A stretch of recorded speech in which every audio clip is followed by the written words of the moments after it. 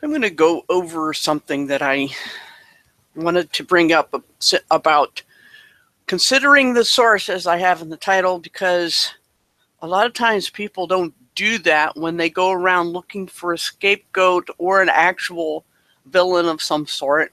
They don't consider the source of the eyewitness testimony. And I'm going to go over what the site I have on the screen here in a minute, but I want to read just briefly through what I have in the description, including a link to the article you see there. And I said in the description that there can be no truth or freedom without integrity, which the quick definition is a person of integrity has a personal choice to hold oneself to consistent moral and ethical standards.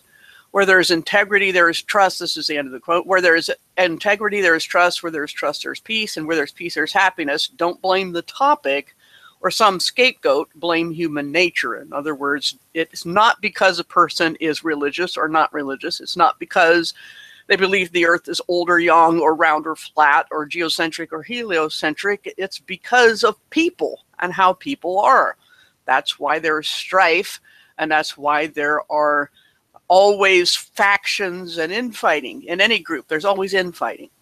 So the problem cannot be blamed on religion or anything else. It's on the people on both sides of the issue, the instigators and the people who go along with it.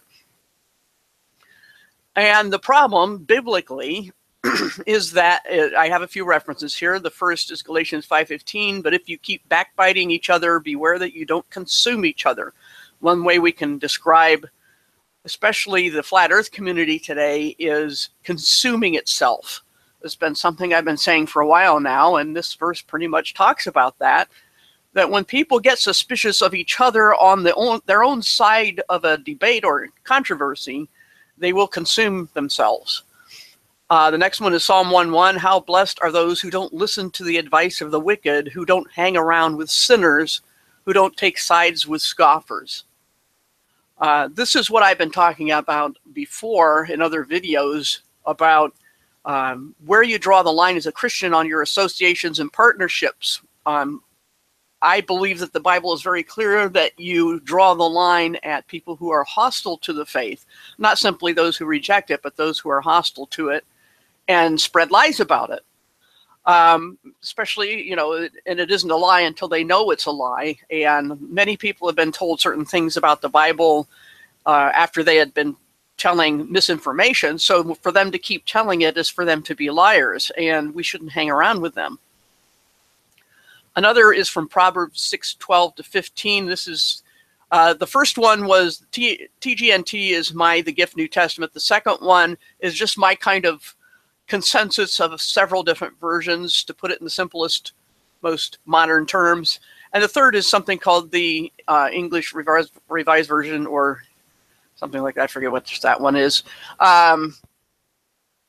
Reader's Version or something like that. Very simple English version. And this is Proverbs 6:12-15. It says, some people are just troublemakers. They're always thinking up some crooked plan and telling lies. They use secret signals to cheat people. They wink their eyes and shuffle their feet and point a finger. Lots of finger pointing going on. They're always planning to do something bad, but they will be punished. Disaster will strike and they will be destroyed. There will be no one to help them. And those are all describing the problem. Okay? They're all describing the problem, but you can't just describe problems. A lot of people go around saying who's a shill or whatever, and they never go on about how you're going to solve this problem. You can't just name them and point fingers and try and convict them by suspicion alone. Okay, what do you do? As Christians, we have under the solution on the description, we eagerly anticipate the sudden majestic appearance of our great God and Savior Jesus the Anointed, who gave himself for our sakes to redeem us from all lawlessness and to cleanse him for himself people who are eager to do good deeds. That's Titus 2:13-14. This is one thing Christians have to keep in mind, that we are supposed to be cleansed. We're supposed to be people who have walked away from the life of sin and wallowing in it and toward the light and in the light, and that we should be eager to do what is right. So when Christians engage in this sort of backbiting, they're part of the problem, not part of the solution, obviously. Another verse is James 1:5 from my translation. Now, if anyone among you lacks wisdom, let them ask it from God, who gives to all freely without scolding, and it will be given to them. So first thing we need to do as Christians is ask for help. There's nothing wrong with that, and it's recommended. Of course, it seems like a duh thing to say, but there it is. We have to remember that prayer first and not prayer last is a really good idea. 1 John 1:7, but if we stay in step with the light as he is in the light, we are close friends with each other, and the blood of Jesus, his son, cleanses us from every failure or sin. That's the part about not wallowing in sin again. We have to wallow in the light, and we will not be as easily tripped up by these drama explosions, or you might want to call them. They come in waves, it seems. And the last one I have here in the description is Galatians 5:22. But the evidence of the Spirit, or fruit of the Spirit, is love, happiness, peace, patience, kindness, goodness, trustworthiness, gentleness, and self-control. There is no law against any of that. That's supposed to be the character of a mature Christian, all those characteristics. And they are the solution to the problem, which is backbiting and cannibalizing your own people, turning on your own side and tearing it apart. And this especially applies to Christians, but also to society in general, because that's what happens all the time. People are tearing each other apart instead of aiming at the enemy, and that's exactly what the enemy wants. And after they get that started in a society or a group, then they can just sit back and with their popcorn and watch the show, because we'll tear each other apart. And that's exactly what happens in any group. And here again, one more time, can't be repeated enough, it's not the topic. It's not whether people are religious. It's not whether people are political. It's whether they're people. That's the problem, and whether they even try to be mature and try to take a look at the big picture. And here's this article. Now I'll look at this. I don't agree with everything at the site, as my usual standard disclaimer. And there are certainly even things in here I don't agree with, but the general principle about integrity and the Bible holds true, and I'm just going to go through this a little bit. A character quality is integrity is a character quality we talk about that don't see a lot. That is to say, we don't practice this, even though we know the principle of it. It comes, interestingly enough, the word integrity. When we're going to do word meanings, we need to do them intelligently and based upon observation of history, usage, and linguistics, and things that have been studied thoroughly. Not everything in education is a lie, as I've said in other videos. The word integrity comes from the same Latin root as integer and implies a wholeness of person. That's what an integer is, a whole number. That's why it's called an integer. Just as we would talk about a whole number, so also we can talk about a whole person who is undivided. A person of integrity, that is to say, we're talking about not only group divisions among each other, but divisions within ourselves, within an individual. A person of integrity is living rightly, not divided, nor being a different person in different circumstances. A person of integrity is the same person in private that he or she is in public, or as the saying goes, character is what you are in the dark, or when no one's looking. Okay? And there's a reason I'm getting into all this, and I'll get back to the conspiracy realm drama in just a bit after I go over this article. But it's an interesting root of where the word integrity comes from, and has to do with oneness or wholeness. In the Sermon on the Mount, Jesus talked about those who were pure in heart, implying an undividedness in following God's commands. So integrity, therefore, not only implies undividedness, but also moral purity.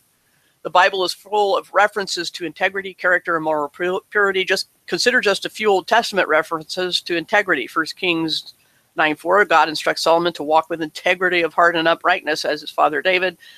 David then says the same thing in 1 Chronicles, that I know, my God, that you test the heart and are pleased with integrity. In Psalm 78, we read that David shepherded them with integrity of hearts, with skillful hands. Proverbs has a lot of references to that, some of which I think I listed in the description there. And it says here in the article that Proverbs 10:9 says, he who walks in integrity walks securely, but he who perverts his ways will be found out. A person of integrity will have a good reputation and not have to fear that he or she will be exposed or found out. Integrity provides a safe path through life.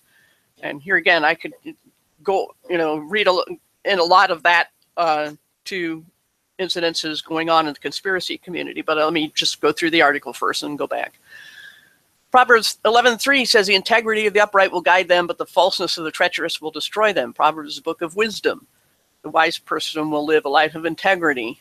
Those who follow corruption or falsehood will be destroyed by the decisions and actions of their lives. Proverbs 27, a righteous man who walks in his integrity, how blessed are his sons after him. Of course, very patriarchal society when that was written. And Solomon was especially so. And the point there is that it leaves a legacy. If you have parents of integrity, you will probably have children of integrity as well. And they all imply a sense of duty and a recognition that we must have a level of discernment of God's will in our lives. That would certainly require that people of integrity be students of the Word and then diligently seek to apply God's Word to their lives. The book of James admonishes us to be doers of the Word and not merely hearers who delude themselves. So that's why integrity is important, what it is. And then we have to talk, as I listed in the description, with problem and solution. This is not the dialectic when I use those terms. We have to talk not only about the good side of integrity, but its bad opposite, which is corruption. So we claim, he's talking about it nationally in this article, we claim to be a nation that demands integrity, but do we really demand it? We say we want politicians to be honest, but really don't expect them to be, perhaps because we often aren't as honest as we should be. We say that we're a nation of laws, but often we break some of those laws. And he's like speed limits and jaywalking. Those are trivial pharisaical law breaking, in my opinion. He didn't pick very good examples. And these are things, especially at least in my state, I don't know if it holds in all 50, they are called prima facie laws, which means primarily on the face, which means that you have a little leeway with those. If you go way over and you're endangering others, that's the point of speed limit laws. And if you stay within a certain distance of that speed, you're fine. You're not a lawbreaker. So that's why I say it's just a bad example. But the point is taken that often we think the law is fine for other people, but not for ourselves. Okay, this is a double standard. So if we wouldn't hold other people to going over the speed limit by 5 miles an hour, then we, shouldn't expect them to do the same to us, and vice versa. If we think it's bad to go 15 miles over the limit and we do it, then we're hypocrites. So, moving on to the next paragraph, a powerful illustration can be found in the book, The Day America Told the Truth. And just a quick look at the chat. That's an excellent point brought out, that sometimes the government makes it impossible not to be a lawbreaker. Okay. They make so many laws that they can guarantee to nail you on something, no matter whether you're innocent of any known law or not. They will put those there for their convenience. Anyway, this book, The Day America Told the Truth, they used a survey technique to guarantee privacy and anonymity. And the results were startling. They found there was no moral authority in America. Americans are making up their own moral codes. Only 13% believe in all the 10 commandments, 40% believe in 5. And here again, this is one of my points of disagreement. It's not about the 10 commandments. It's about a consistent moral, ethical standard that people obey voluntarily because it's outside of themselves, and everybody recognize these same values as being universal and God-given, whether they're the 10 commandments or not. The 10 commandments reflect the moral law, not moral law is defined and encoded in the 10 commandments. I just see it differently. I'm not a Hebrew roots person or anything like that. So anyway, there are certain characteristics of God, which if you follow him, you will follow those characteristics and not violate them, just because you want to please God, not because they're etched in stone. Anyway, the point of this is that people are inconsistent and really don't believe in any moral standard at all, even their own. Because secondly, they found out that Americans are not honest. Lying has become an integral part of American culture. And I'm sure, anything they're saying here just about America can be said at least as much about any other first world nation. Okay. marriage and family are no longer sacred institutions. And here again, I don't believe they're institutions. They're not supposed to be institutions. They're supposed to be relationships.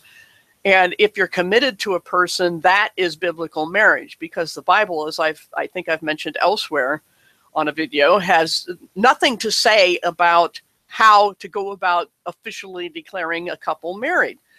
It doesn't say anything but the physical union. That's all it says. It doesn't say anything about an official. It doesn't say anything about a contract. It doesn't say anything about witnesses. It doesn't say anything about it. It just says what God has joined together, let no one separate. So most of what we hold to be traditional marriage has had to do with patriarchy and the ownership of women, and that they as property had to have legal contracts to cover the exchange of goods. That's what dowries were all about as well. And that's why we have those institutions and not the relationships first and foremost, because, and I've gone over that before. I'm go into that, but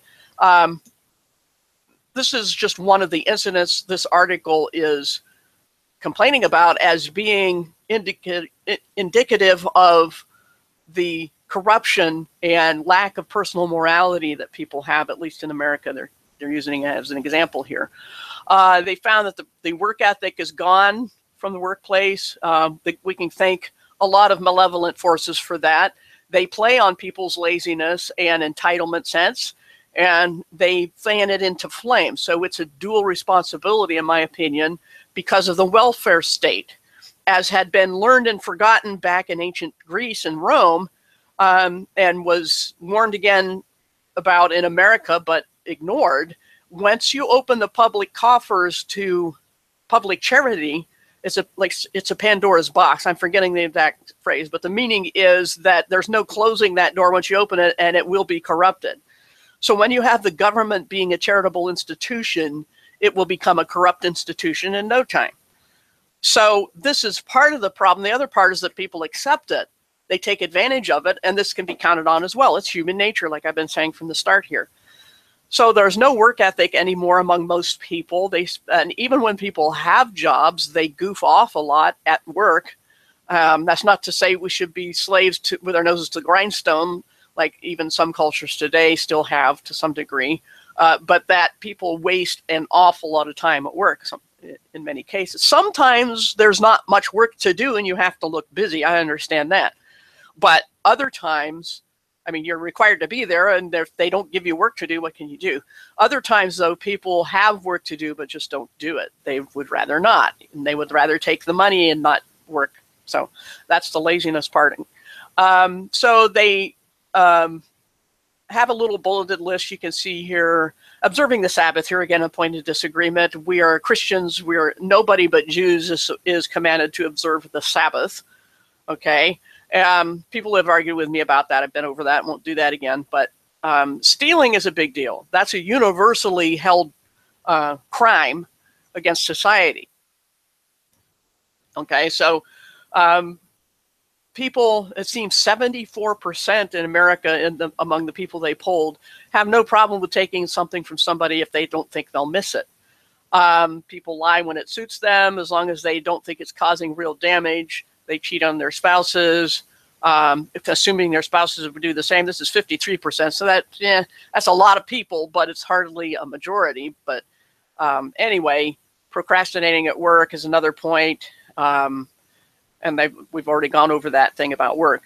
So what they're getting at is that statistically, it seems that at least in America, and probably at least more so in other first world nations that I mentioned before, that people talk about integrity and character and doing what's right and seeking the truth, but they don't really pursue those things. They don't practice what they preach. So they decided to also, in this article, go on to list traits of integrity, one being honesty, that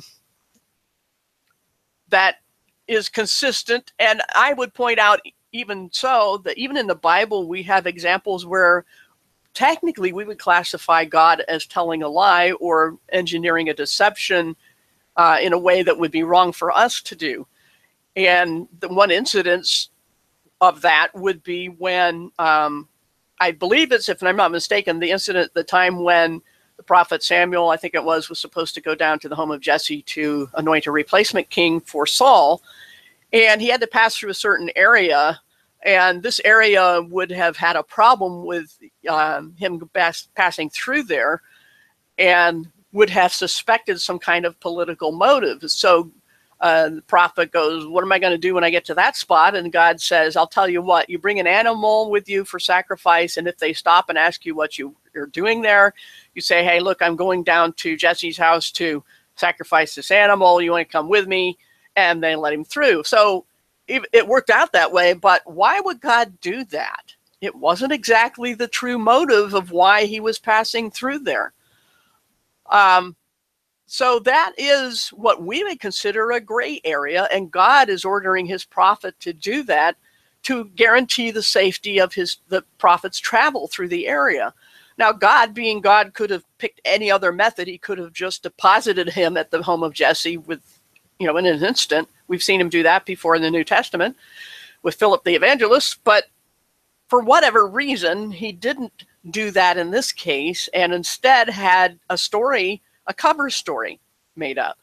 So when it comes to lying, at least we understand we should not try to deceive people to pretend we're not guilty of something, to get someone else guilty in our place, or anything like that. But on the other hand, there are times when it's actually called diplomacy, which I think was what that incident I just mentioned with God and Prophet Samuel was really more about. It was soothing fears, even though there was a real danger, so-called, of a political event happening. It was for what God knew to be the greater good. We have to be careful because we're not God.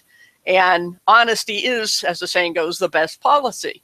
There are times when, for example, like if I'm trying to think of something personal, but I'm thinking something from the movie Gone with the Wind, where it's during the war part of the story, and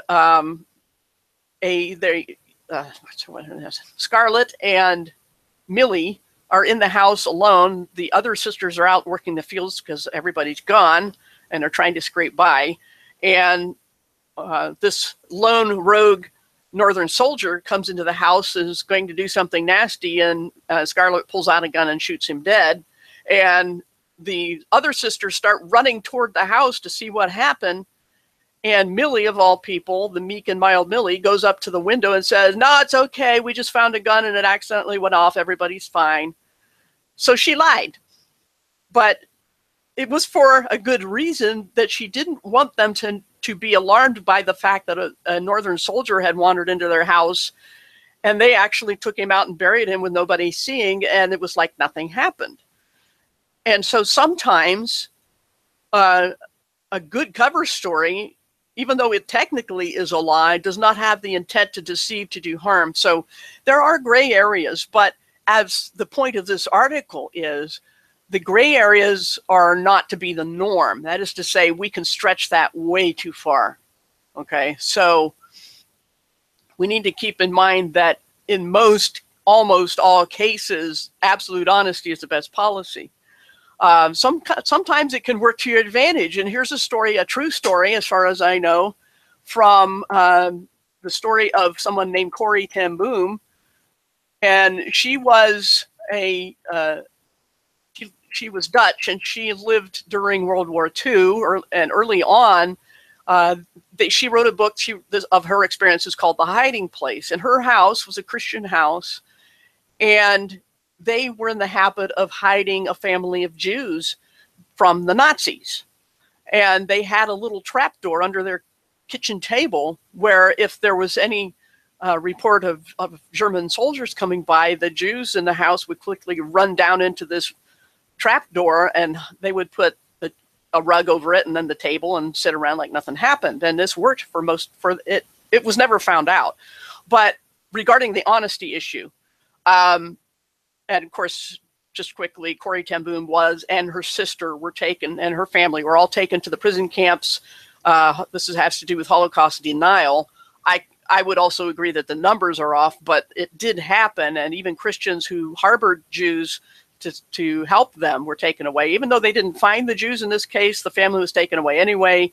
Everybody but Corey died in prison, mostly of starvation and overwork. Anyway, the point is that when the soldiers came into the house and the Jews were safely hidden, Millie, or not Millie, I had my stories mixed up. This was Corey's sister. I can't remember her name right now. Anyway, she was honest to a fault. And they said, okay, where's the Jews? And she said, they're under the table, which was true. But then, for some supernatural reason, she started laughing her head off because they looked under the table. Because she was laughing, they realized that she had fooled them into looking like the old joke about your fly is down, for men. And they look and it didn't happen. They thought that she was playing a silly joke on them. And so they didn't look under the table. It was perfect. But she didn't plan that out. She told the truth. And God covered for the Jews anyway that were hiding under the table. They literally were under it. They just were under the floor too. So, I think if it's at all possible that to tell the truth, we must, unless somebody's going to die because of it, the person who's going to die is innocent, and we live in a police state. So this is something we're going to have to deal with. Anyway, let's move on to another point in here. The traits of integrity one is honesty. The problem with corruption is it's corrosive. We believe we can be honest just a little bit. We say we want people to be honest, but when we cheat on our taxes, that's again another whole can of worms about taxes. But as Jesus said, give to Caesar what belongs to Caesar. If you're living and doing business with fiat currency, then they're calling the shots. Okay, the only way you can legally and morally get out of paying your taxes is to stop playing in their fiat game room. Okay, you can't take their money to your advantage and then not pay their taxes because it's their game and their game tokens. That's what I consider fiat currency, game tokens. And so, you have to get out of the game in order to not pay them taxes. That would be the ethical thing to do, I think. Anyway, their examples, again, I don't agree. They're very good examples, but they have a little funny one here about someone who sent a letter to the IRS and said, I cheated on my income taxes. I felt bad. I couldn't sleep. And find a check for $150. And if I still can't sleep, I'll send the rest. So anyway, being trustworthy is also part of integrity, not just being honest, but being faithful. That's what trustworthiness means, that people can count on you just because that's your character, not because they're held by some contract. Okay? So a person of integrity is unimpeachable. That's the thing, is if you've got dirt on somebody, they're not of exemplary character, then other people can use that to their advantage. And they give some examples. But first of all, they say what I've been trying to say also for a long time. They stand on principles no matter what the consequences a person of integrity does. Principles are outside yourself. The morality comes from outside of you, and it is consistent and objective, and you don't violate those because it isn't about you. You aren't the center of the universe, as with solipsism, and which I, again, would describe as the most self-centered and narrow-minded religion of all, where truth is your truth and somebody else has their truth. Those are all very self-centered, me-first people. And what this statement is making about integrity is that these are timeless, universal principles that a person lives by, and so they don't depend upon situational ethics, and they don't depend on what you ate for breakfast, for crying out loud. So it doesn't matter what the consequences are, you stand by your principles. That's what integrity is all about. And in the novel he mentions by Tom Clancy called Clear and Present Danger, Jack Ryan is about the only noble character in the book. As he begins to uncover a clandestine government plot, he is confronted by the antagonist who makes fun of Jack Ryan's principles. He says, "You're a Boy Scout, Jack. Don't you get it? It's all gray." And that's exactly what people today think of any of us who try to raise the bar on morality. I've been kicked out of more than one place just because I said, hey, can't you guys, be a little more mature, a little less vulgar, it would be nice if we could mature. And they hate that. They absolutely hate it. They call you a Boy Scout or a Girl Scout or you know, goody two shoes or whatever it is people will call you for wanting to be moral and ethical and having integrity. But a person of integrity knows that it isn't all gray. There are gray areas, but not all of it. Most of it is not gray.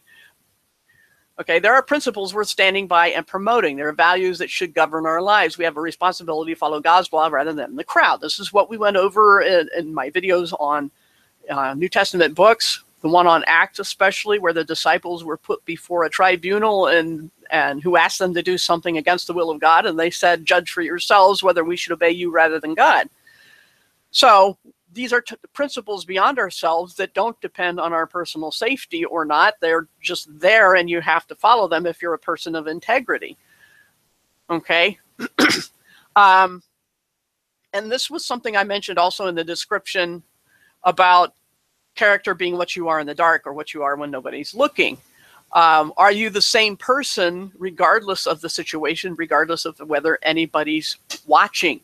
That's the really important thing about integrity and being just a good Christian for that matter. Okay? You have to be consistent in your behavior and your speech. That's that balance I've talked about many times. There was a story this mentions in this article about somebody who went into a KFC to get some chicken for himself and a young lady who was with him. She waited in the car when he went in to get the chicken, and the manager handed the guy the wrong box. He had put financial proceeds of the day in the box instead of chicken, and he was going to make a deposit and hit the money in a regular chicken box. Okay, so the guy took his box, didn't open it, went to the car and opened it, and they drove away, and they got to a park and opened the box. There was a box full of money, and it was a very vulnerable moment, but he realized the mistake. He got back into the car and returned to the place and gave the money back to the manager. Okay, integrity. Okay, but the manager was elated. He was so pleased. He told the young man, stick around. I want to call the newspaper and have them take your picture. They're the most honest guy in town. And the guy said, no, don't do that. And why not, said the manager. He says, well, you see, I'm married and the woman I'm with is not my wife. So much for integrity. I mean, he had it when it came to money, but he did not have it when it came to relationships. So not only is it what you do when nobody's looking, it's what you do consistently across the board, regardless of the topic. Because there's some people, even some of the worst criminals, who will be very moral on a few issues. Even in prison, they say that there are codes of morality that you don't violate, and certain crimes that even the other prisoners are so hateful of that they will abuse you terribly if you're guilty of that crime, such as child molestation, that's a heinous crime even among criminals. And yet these are criminals, and all things considered equal, but you know, that we assume that they've done something really bad and not just because of corruption in government. That's another issue. But even among murderers or thieves, they have a code of morality. So here again, the question is not, should we let them off the hook because there's one place where they have integrity, like this guy in the story, but are they consistent? Because it isn't really integrity if it isn't across the board. Okay? With a person of integrity, as it says here, is integrated and authentic. There is no duplicity of attitudes and actions. Integrated meaning what I was just saying about this going across the board. You are always a person of integrity and not only in certain situations. And this is what Paul was talking about in the videos we've gone over of his letters and the things he said about elders, which have to be people who have already demonstrated integrity, a consistent life across the board of moral standards that are externally determined and universal. They apply whether the person is in private or in public. They apply all the time, whether it's convenient or not. And they have a good reputation even with unbelievers. Now, there are some people, unbelievers, who would give you a bad reputation whether you deserve it or not. You can't help that. But people of any kind of rationality and decency, even though they're not necessarily people of integrity, but not believers is the point here, that those people would recognize a person of integrity. So there's a good reason for this as well, not just to please God and not just because it's the right thing to do. We also have the reason Paul gave in that situation where he says that this person may not fall into reproach and the snare of the devil. which again means that if you have a hole in your armor, so to speak, with integrity, people will find that and exploit it and use it against you. So no matter how good you are, how consistently, if you got one spot where the devil can get a foothold, he will take it. And if people find out about whatever it is, whatever vice you have, they're going to exploit it. Okay? So it also not only brings bad reputation on you personally, but on the church and Christianity as a whole. And that's the issue. So there's one that they want to have about a section here on public testimony. And the saying goes, this is a good one I've heard before too, that we may be the only Bible some people ever read. So your actions really do matter. But here again, it's not just what other people read. It's what God reads too, I would add to that. Okay. They often judge the truthfulness of Christianity by its effect in our lives. That is to say, how much does being adopted by God through faith in Jesus affect how we live? How much does it show? Can anybody tell you're a Christian by your actions? Okay. If they see us as hypocrites, they may not go any further in their investigation of the gospel. So the message and the messenger have to match. We rub shoulders every day with people who are watching us, whether you know it or not, and they'll judge Christianity on the basis of you. That's not fair, but it's going to happen. And if you value God's reputation more than your own, you will be really consistent in your moral applications. Okay.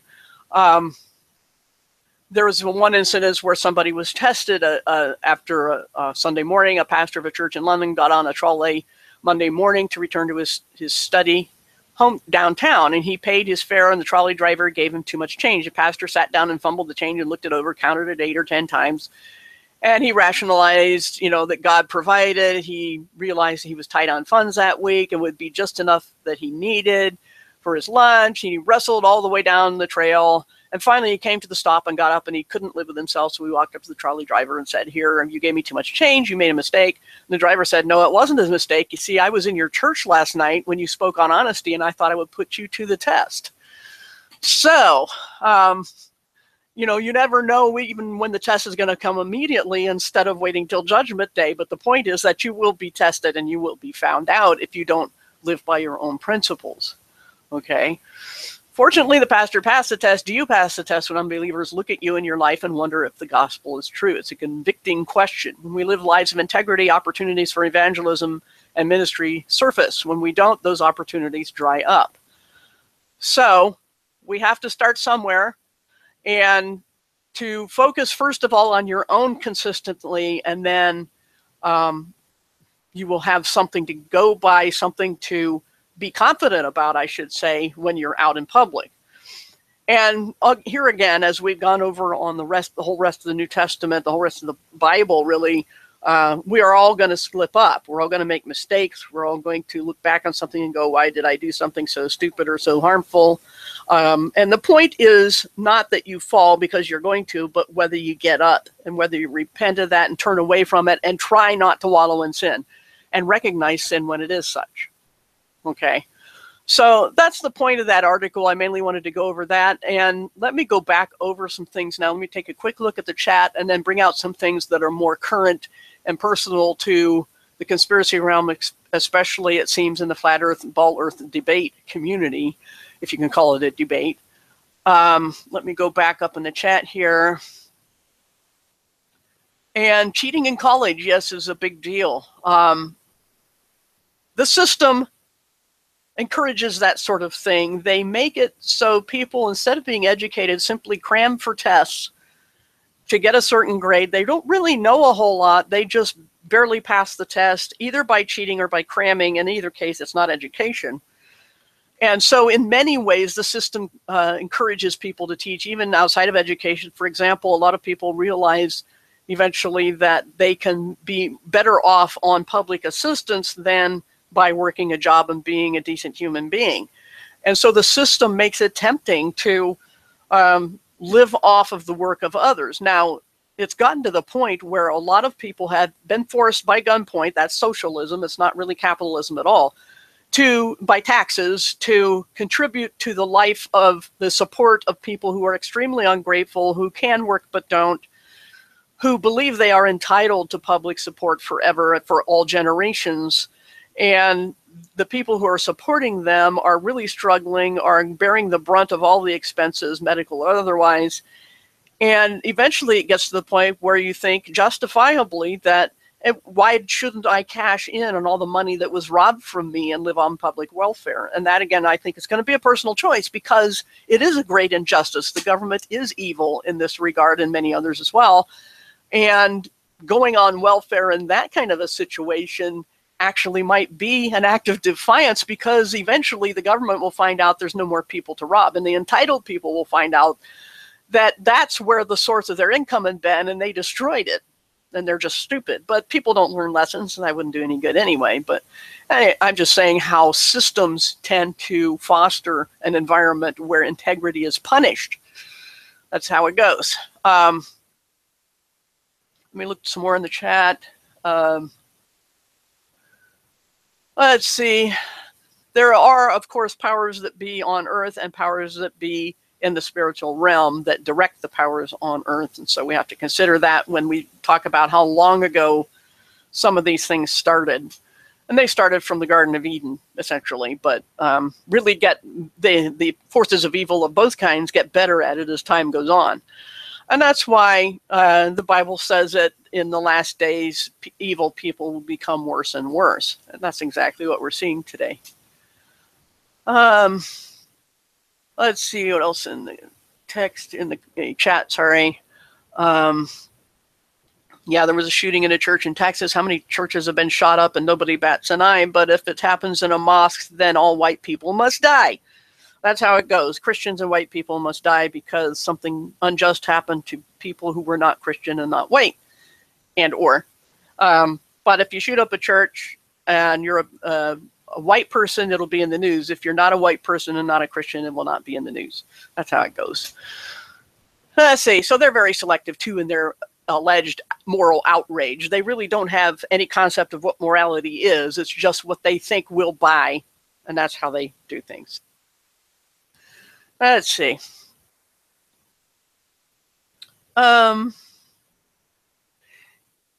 wouldn't personally recommend hiding health issues unless, you know, it's going to be a personal thing again, but here again, they're asking about risk assessment, but once again, the whole medical system's corrupt. I don't know what to tell you about that, but I personally wouldn't do that, but I don't smoke, so I don't have to worry about it. Here again, I have not opened myself up to needless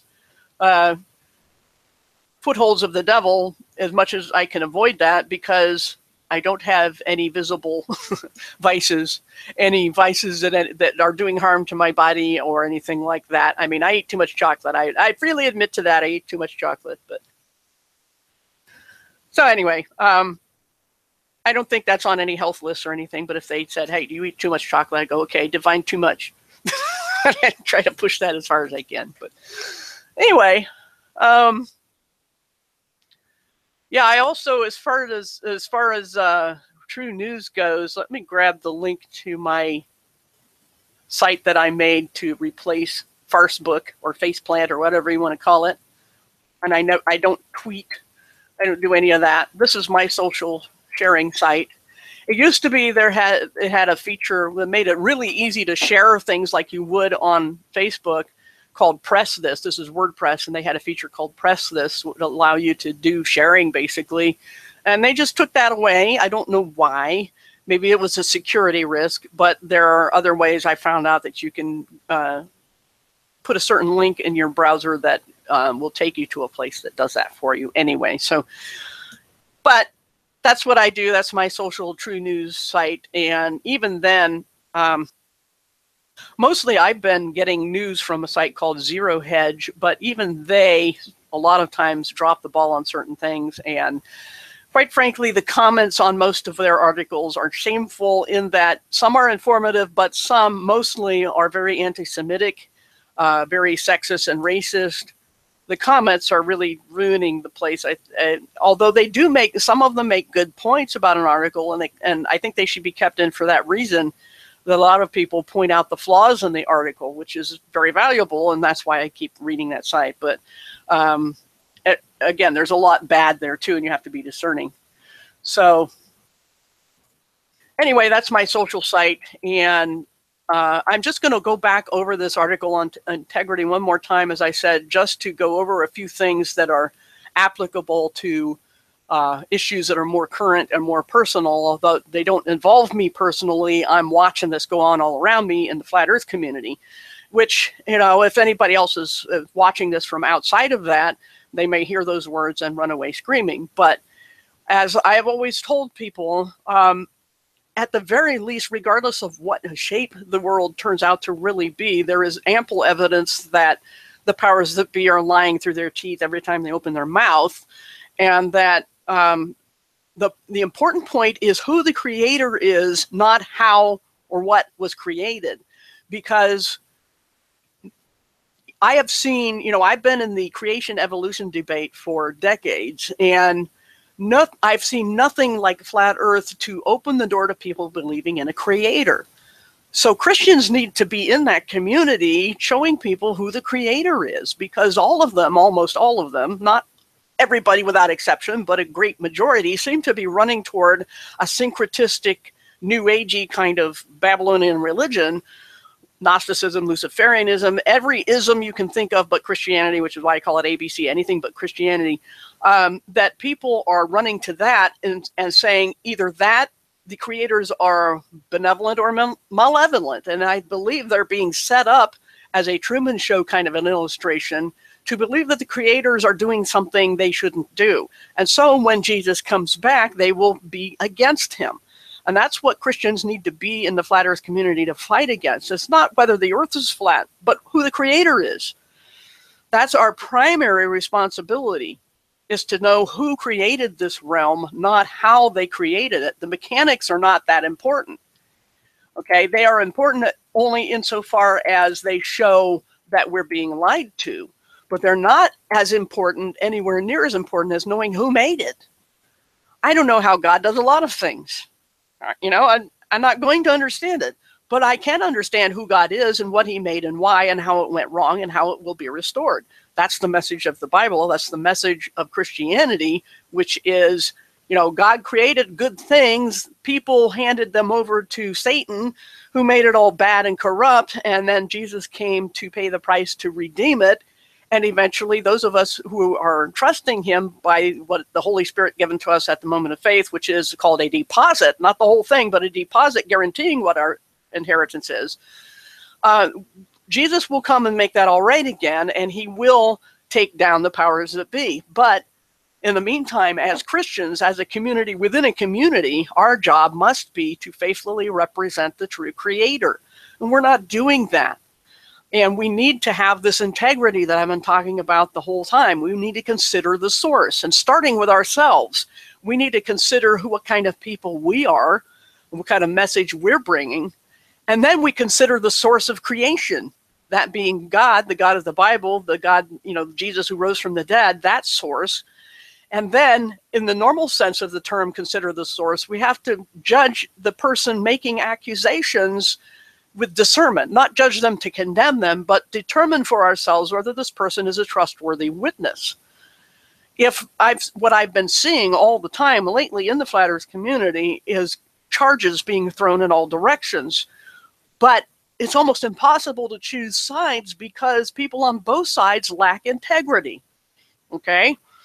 How can you trust a witness who is low in integrity, who has those footholds of the devil I just mentioned, who has issues in their life, vices or faults that they have been engaging in secret that were found out, such as prison records or whatever it is? You know, when people like that make accusations, they may be true, but nobody's going to believe someone of low character, even in a court of law. That's why witnesses are cross-examined. You have to find out whether they're credible, whether they're the kind of people who are going to tell the truth and tell it consistently and completely, because a half-truth is worse than no truth at all.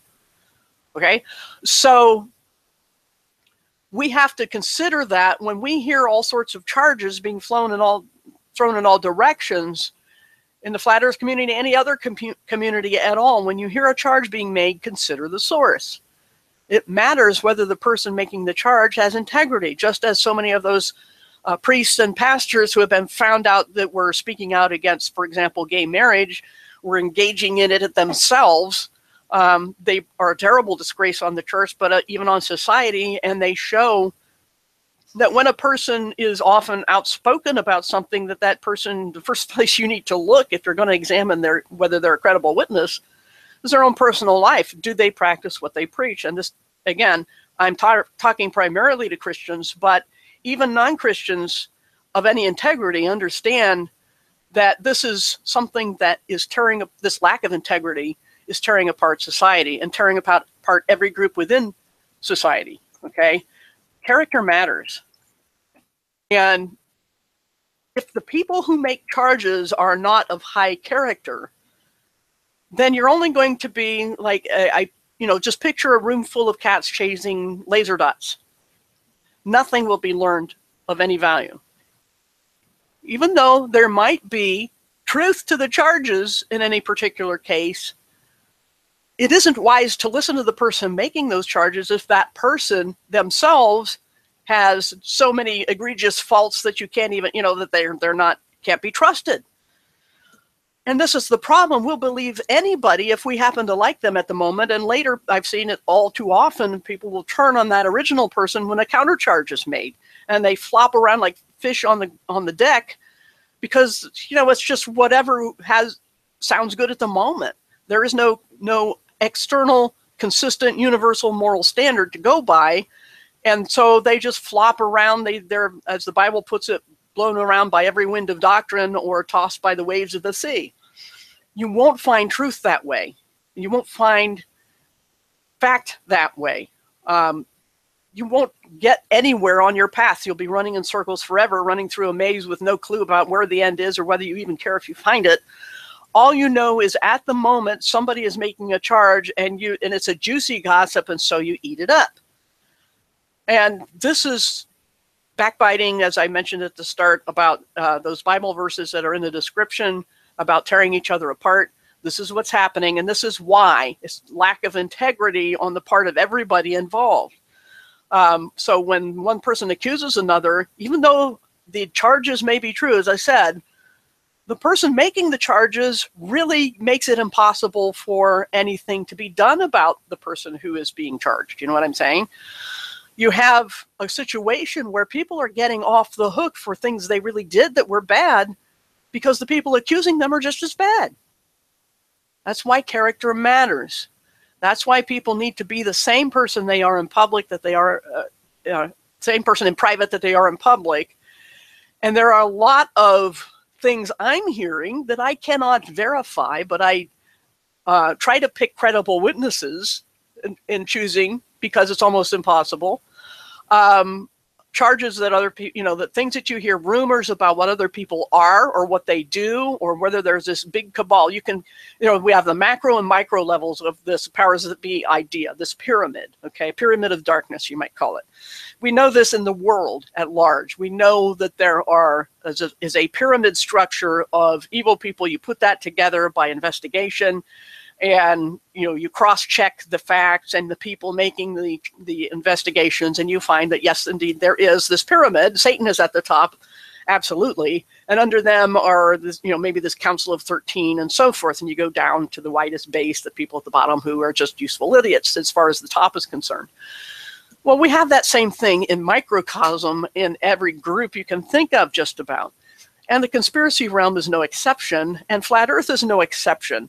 People in Flat Earth tend to think that this is the ultimate awakening, and for some it is. They almost treat it like a religion, and this makes them vulnerable once again to corruption because they have hitched all their horses to this one wagon, so to speak. They have put all their bets on this one hand. We have so much riding on Flat Earth being true that if for any reason it turned out not to be completely true, I don't know what would happen to those people. And they can be steered because of that fear. Those people know that they've already had their paradigms shattered and they won't want it to happen again. And so by finding people who are most vulnerable, who have put so much of their life into this one thing, those people can be controlled because they simply are unable to deal with being shattered again. This is why it's important to be a Christian, because you cannot be shattered. Jesus rose from the dead, and there's nothing that can be changed about it. It is a past event, a single past event that is well supported by eyewitness testimony and continued, has been investigated even by hostile witnesses and found to pass the test for a couple thousand years now. If anything is trustworthy, I think it's the Bible's account of Jesus rising from the dead, the whole Bible, in fact. And because of that, Christians who know that and stand on that truth and have their anchor that deep cannot be shattered again. Okay, so even if we're in flat earth, we can't be corrupted on that basis because that's not where our anchor is. Okay, so by having an unshatterable basis, we can't be vulnerable to whatever corruption is going on in whatever level of pyramid you're talking about in any part of society, whether it's the overall worldwide pyramid or the one in flat earth. And there is one. I mean, credible witnesses say that certain people are controlling things, but here again, most of the accusations are being done by people of low character. Okay? People of low character. If they make accusations, I'm not going to listen just because of their character. And here again, what are the consequences? For me, there are none, because that's not where my horses are hitched, so to speak. That's not what will make or break me. But for a lot of people, I feel bad for them because they have everything riding on flat earth, and that's why they can be controlled. True or not is beside the point. The point is that they have everything riding on it, and if someone can control flat earth narrative, they control an awful lot of people. That's why I've been so against hierarchy in Christianity. All you have to do is corrupt a few people at the top. Christianity was meant to be, biblically, a mesh network, a cell network. I hate to use that term sometimes for various reasons, but a mesh network where every person has a direct line to God, and every group of people in whatever location, online or offline, has a direct line to God, and they cooperate with each other, and it is all voluntary. There is no tribunal. There is no magisterium. There is no council telling people what to do. Okay?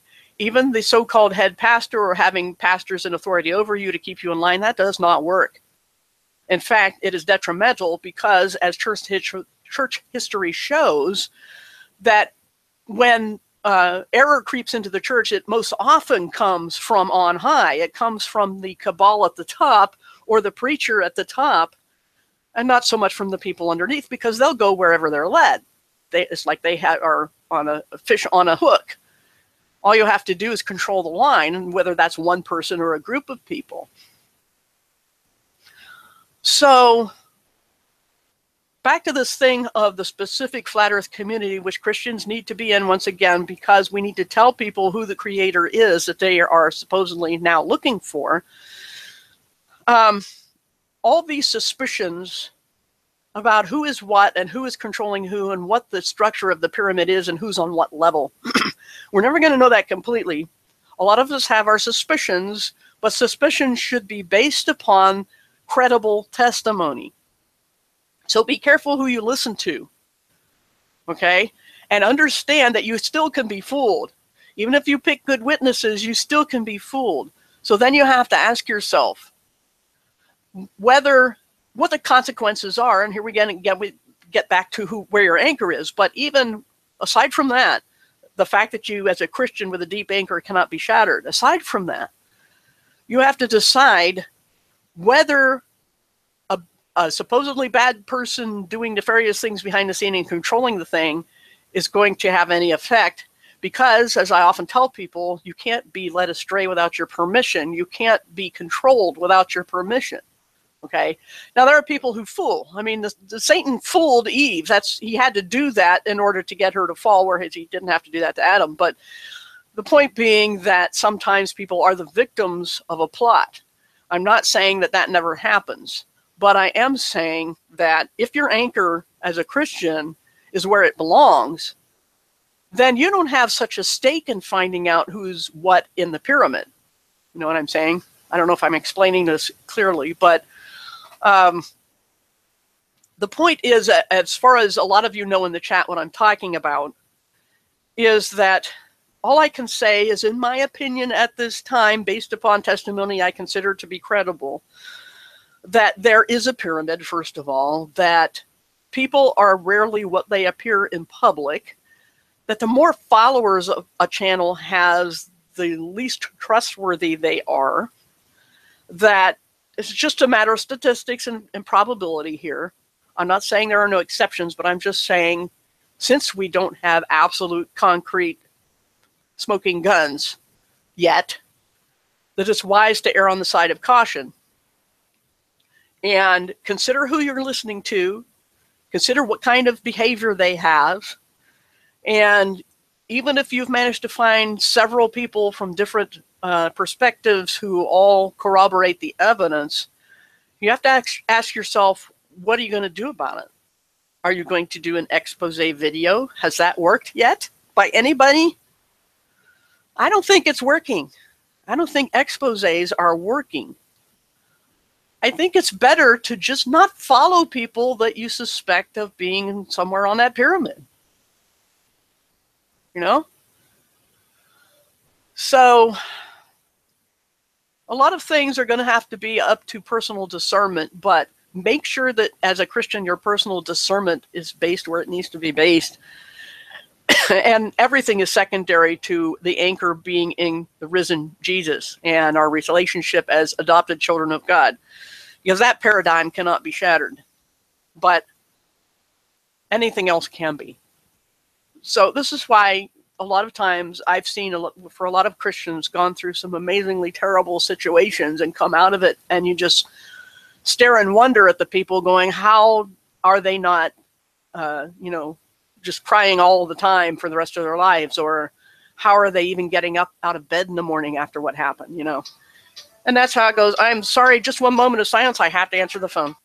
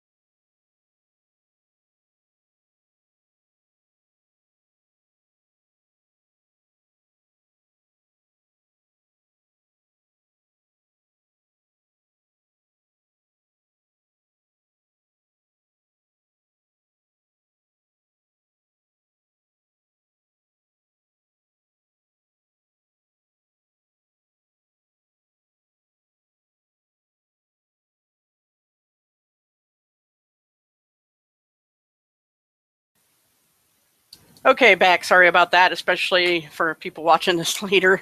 Yeah, it's open enrollment time, and of course, companies and insurance companies and employers alike jerk you around, and sometimes you have to. My husband's at work trying to work things out, and had to have my input right away. So anyway, what was I talking about? let's see. Let me look at the chat. Anyway, about pyramids, I think. I guess what I'm trying to say is just that be careful who you listen to. And even when you have a credible case against a person or a channel, hold on to it until, because sometimes the timing isn't right. Okay. Choose your friends carefully. That's not to say you can't associate with other people. You have to, but don't partner with and confide in people of low character. And by low character, I mean, if you're with people who routinely go around targeting other people and you look the other way because you just like those people, they're funny or they're talented, or they have, you know, they've helped you in the past. This is a good hook, a good foothold of the devil, somebody who's helped you in the past. This is what philanthropists do, like the Carnegies and the Rockefellers. They hook you with their money and set up charities and trusts while they stab you in the back with the other hand. And people will do that to you personally as well. They'll get some hook in you, do something for you, invite you into their group, confide in you, give you a little bit of juicy information, because that allegedly proves their trust in you and their acceptance of you as part of their group.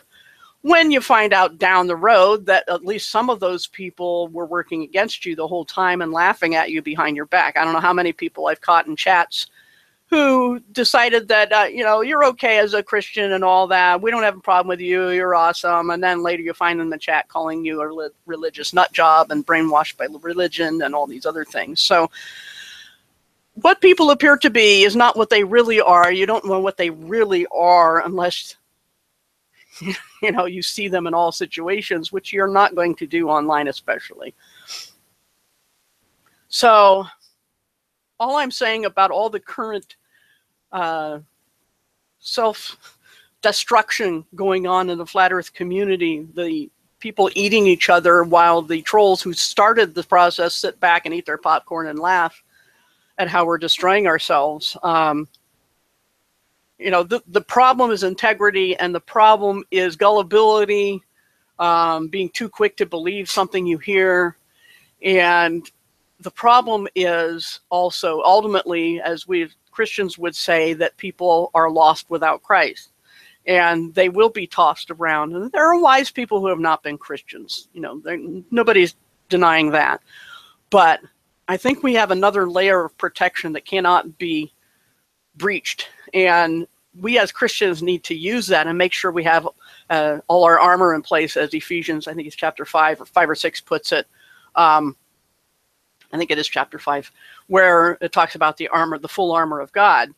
And that if there's a chink in your armor, as anybody would tell you, that, you know, you can't go out to battle with your breastplate on and not your shoes, or you can't go out to battle with your helmet on and not your breastplate. You know, you've got to have the whole package.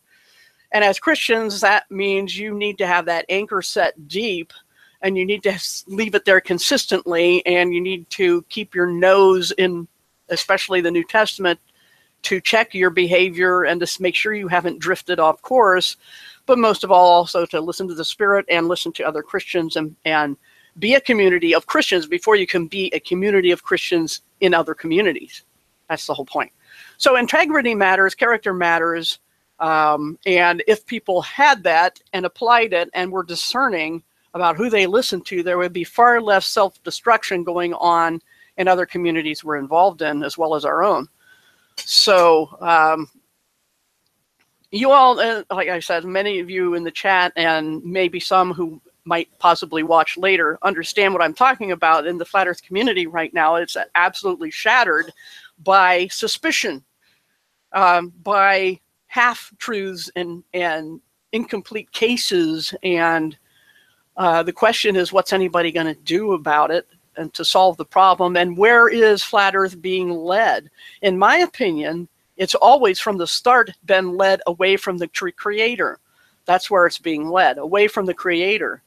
It isn't just people who do nasty hit pieces who are doing this. The devil with the red horns and the cape and the, you know, the pitchfork is easy enough to identify, but the worst one, the most destructive one, is the one that comes, as the Bible says, masquerading as an angel of light. So there are people who appear to be very peaceful, very inclusive, very light and I'm going to say superficial, but more concerned with bringing people together socially, who may not be what they appear to be. There are others who come across sometimes as abrasive, who nonetheless have a good, what I like to call it, a crunchy exterior and a soft, chewy center. There are people whose bedside manner is not the best, but inside, and you know what's inside by watching them and spending a lot of time with them and seeing them in all situations, that you just know are good people on the inside. They just have issues, as a lot of people do. A lot of us have issues, baggage that we carry. We have to understand that too and keep everything in balance, because not everyone who appears to be bad is bad inside, and not everyone who appears to be good is good inside. And so how do you tell? Well, you have to spend time with people, and if you only see the public persona, you don't know them. You don't know me. A lot of you don't know me. Even though those who do, who have, I would like to think that anybody who has spent time with me in private conversations online would tell you there's nothing that you wouldn't see publicly from me. And I mean, because I try to be consistent, because I want to be, because that's who I am, and striving to be as I grow spiritually, to be the same person inside and outside. And so I'm pretty confident that anyone who has talked to me privately will not say something to you that isn't true, that they've seen me act differently in private. And that's a problem that every Christian needs to be concerned about, especially Christians. But it would help the whole, any community you can think of if people were consistent in their integrity. That's why it matters. So, the whole thing that prompted this was not just that article I read, because that was something I was looking for, and this happened to be a fairly decent one, but how to apply it in the current situations in any conspiracy realm, that people are always tearing each other apart and spending more time aiming at their own side than the other side. And I don't know what to tell anybody to do about it except consider the source. Be an integrity person. Look for persons of integrity, and let the other chips fall where they may. And don't be so worried about exposing the bad guys. They will, as the scriptures said at the beginning, expose themselves eventually. And if you're worried about people being led astray, just remember that the important thing for us Christians is not whether they believe that in a certain earth shape, but whether they believe in a certain creator. That's our goal and that's our purpose, and everything else is secondary. And so when it comes to solving these mysteries, just keep things in perspective, keep your priorities as a Christian, and then keep track of who has integrity and who does not. And like I said, when it comes to leading the flat earth community in one way or another, just make sure they're not leading away from the creator. And so this is why, as I've said, I have a problem with Christians who put Jesus in a back room or put him in the basement when they have certain places to go because they think he might get in their way of their flat earth or whatever it is. Okay? That's bad. And as I've told people, I have what I call my simple rules of engagement, which I get from the Bible, and that is this balance between rubbing elbows with unbelievers and people who just don't believe as we do. That's fine, but I draw the line at people who are hostile, working against the faith. And here again, it's not always the devil with the pitchfork and the horns. It's often the people who appear to be very kind and tolerant who aren't when you press them for details. I've had that happen, where I was in a certain place that promotes itself still as a place of tolerance and love, and yet if you stand on your convictions as a Christian and say, I will not fellowship with people who are hostile to my faith, they get very angry.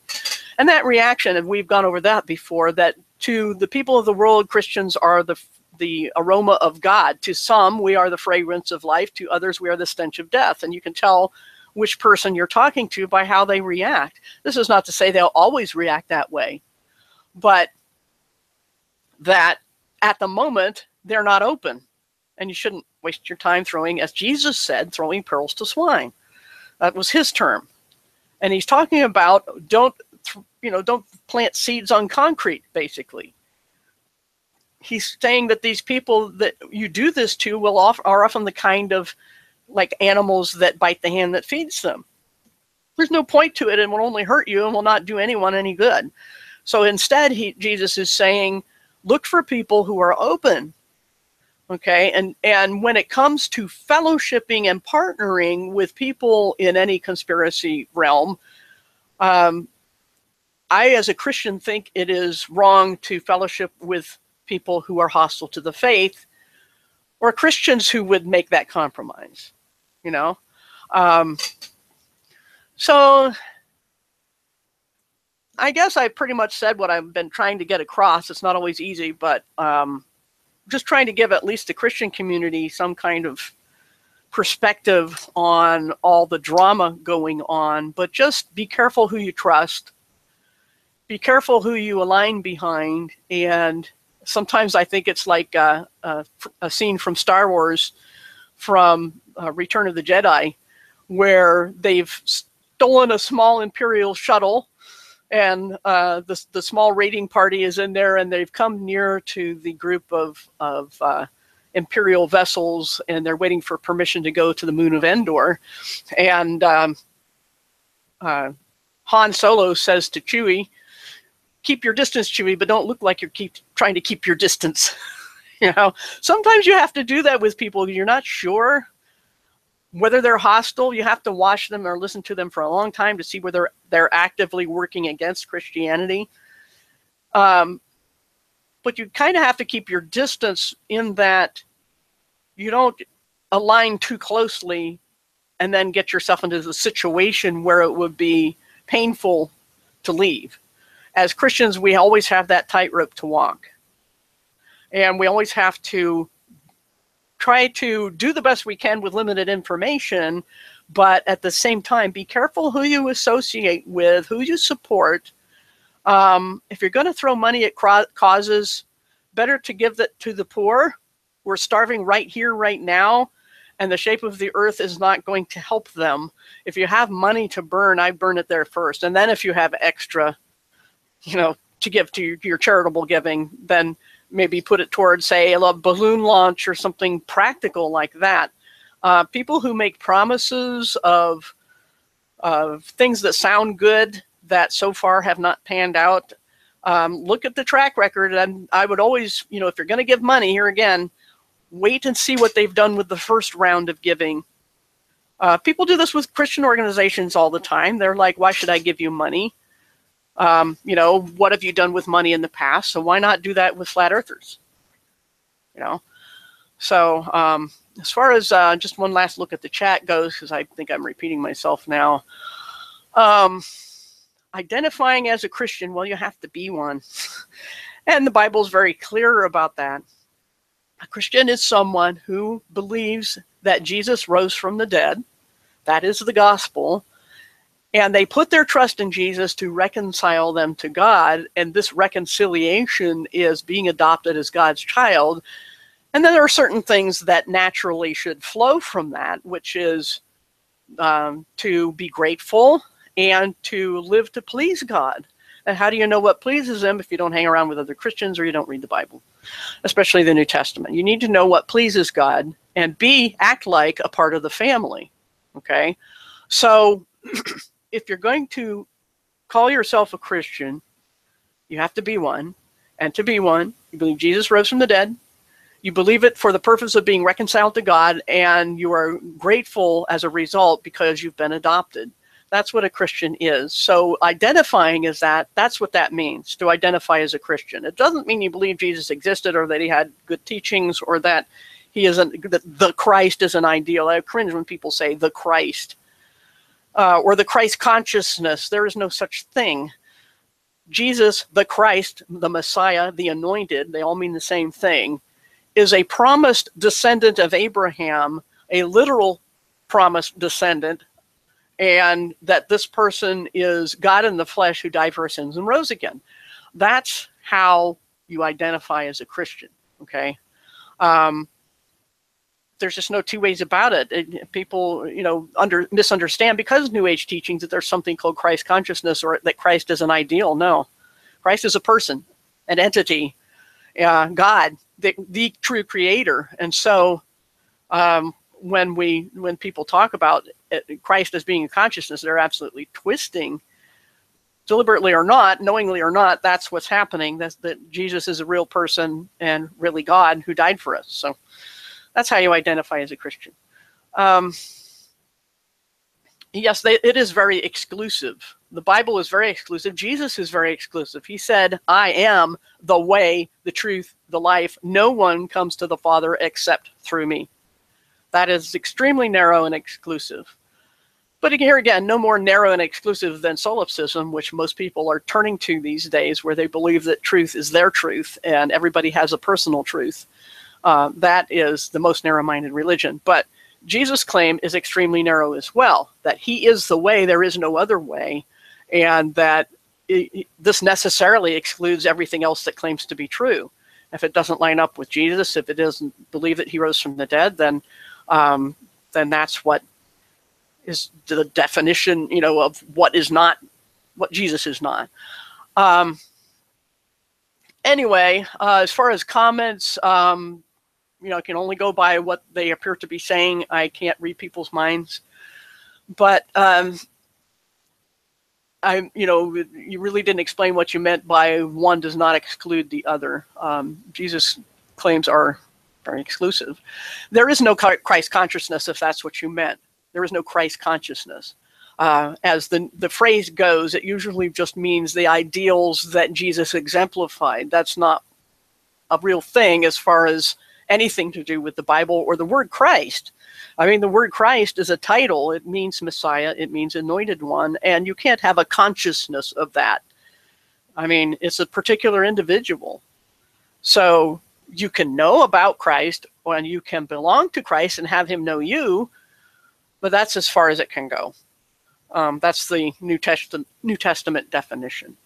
So, and the spirit that we get as Christians when we put our trust in Jesus, and this Jesus is the Holy Spirit of God that is, again, as I've mentioned, the deposit that guarantees our inheritance. And so that's what Christians in this age, the righteous of other ages did not have the Holy Spirit in everyone all the time. It was more of a salvation by faith and works, and you could lose the Spirit before the cross. Okay, and it will be the case after the church age when the tribulation begins. It will again be a matter of endurance to the end. So we are in a unique time, a very blessed time of salvation by faith alone, and that time is about to end. And this is why Christians all the more need to get a fire lit under them to spread the gospel, not a particular conspiracy theory. What we need to do, and also, is not to be bent upon exposing fakes, but in exposing the truth, that is to say, the one true God, as opposed to these imposters that are being touted, not only in Flat Earth, but other places as well. So as far as a statement in the chat that says nothing you say auto excludes any Christ spirit doing things or being part of the path and source of salvation, nobody disagrees that God's Holy Spirit is in the world trying, encouraging people to turn to God. But that's as far as that can go. The Spirit of God has always, like at the beginning of creation, the Spirit of God moved over the waters. So the Spirit is a part of the Trinity, and this is one God, and that is only the extent of what I can possibly agree to that statement.